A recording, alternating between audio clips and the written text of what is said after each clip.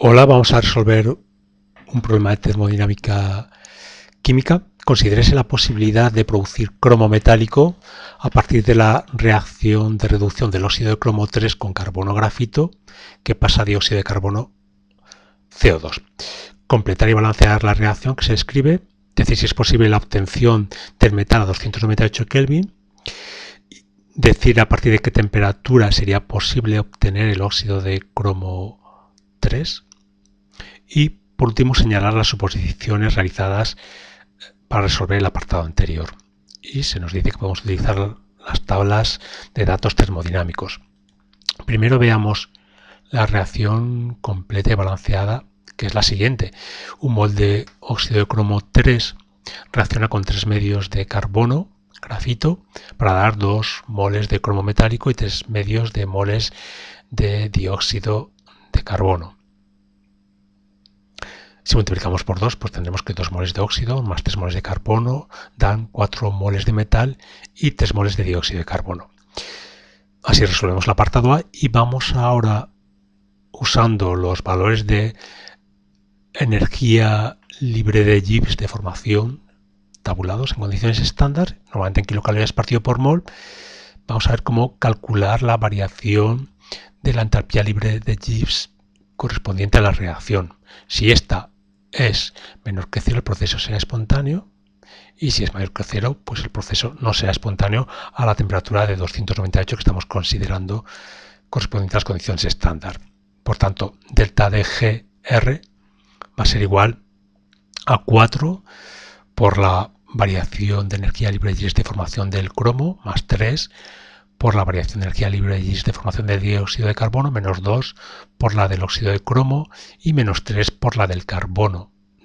Sabemos que por convenio las energías libres de Gibbs de formación en condiciones estándar para los elementos en sus formas alotrópicas más estables son nulas, es decir, para el cromo será 0 y para el carbono grafito es 0 también, y únicamente tendremos las de formación del CO2 y de formación del óxido de cromo. Menos 94,26 y menos 252,9 que obtendríamos de las tablas, como decíamos. Esta cuenta nos da 223 kilocalorías. Es mayor que 0, por tanto el proceso no es espontáneo y vamos a pasar al apartado siguiente. Para calcular la temperatura a la que delta de GR es nula y por tanto el proceso pasa de no espontáneo a espontáneo. En este caso lo que haremos será obtener primero la variación de entalpía de reacción a partir de los valores de entalpía de formación tabulados, también en kilocalorías partido por mol, y la variación de entropía de reacción también a partir de los valores de entropía tabulados en calorías partido por mol y Kelvin. Delta de HR será, análogamente como hemos visto arriba, 4 por delta de H de formación del cromo más 3 por delta de HF del dióxido de carbono menos 2 por delta de HF del óxido de cromo menos 3 por delta de HF del carbono grafito. De nuevo, las entalpías de formación estándar del cromo y del carbono grafítico son nulas y solo tendremos pues, el término correspondiente al dióxido de carbono y el término correspondiente al óxido de cromo 3. Esta delta de HR da 262,7 kilocalorías. Calculamos análogamente delta de SR, en este caso todas las entropías tienen valor distinto de 0, 4 por la entropía del cromo, más 3 por la del dióxido de carbono, menos 2 por la del óxido de cromo 3 y menos 3 por la del carbono.